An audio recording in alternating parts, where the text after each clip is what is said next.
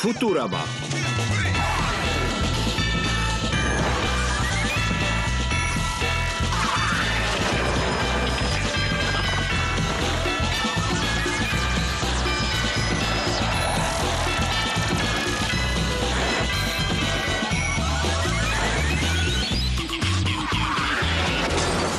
Líla běží o životy.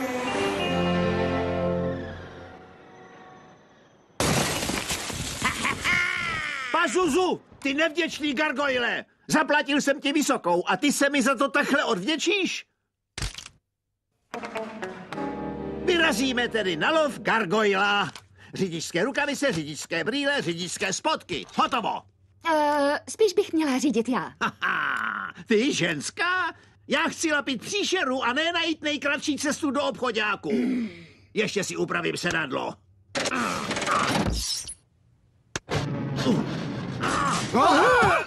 Můj bože, on to udělá! Rychle! Pásy na maximálním tažení!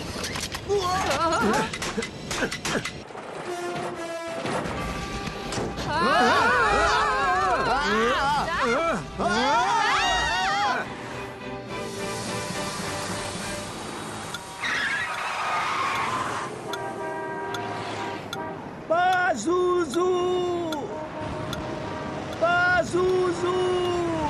Hej, dědouši, pohní tím svým vrásčitým zadkem. Drž zobák! Pro brány boží, profesore, tahle loď zvládne 99% rychlosti světla. Proč letíme 50? Protože máme naspěch, tak na to šlapu. Navíc svítíte dálkovými světly. Cože je na té ceduli?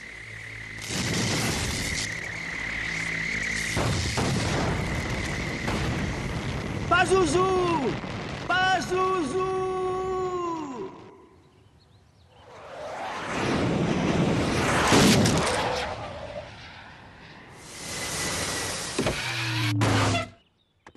Haló, kapitáne Senile, co tady děláme? Je 2:30. Možná, že ještě stihneme večeři se slevou pro ranní ptáčata. Ale neměli jsme hledat tvýho gargoyla? Mého co? Ahoj, Mavis. Jsi překvapená, že mě zase vidíš tak brzy? Mavis už umřela. Aha, takže chcete vidět moji slevovou kartu naštvaného mrzutého důchodce. Pane, ta karta vám prošla. Měla přece platit celý život. Je zkrátka prošla. Oh. Ach bože, umělé zuby do kalhot nepatří, profesore. V puse je mít nemůžu, jsou totiž na jaderný pohon. Au! Kousli mě do prstu! Ne, ochutnali lidskou krev.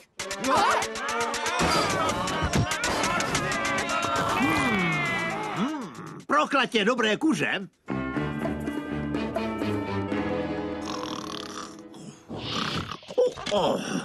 Profesore, všichni jsme se shodli na tom, že jste už moc starý. Jasně! Jo. Odhodlali jsme se k milosrdné věcí. Dáme vás zmladit. Dobrý bože, to snad ne. Jenom klid, profesore. Zmlazování je naprosto nová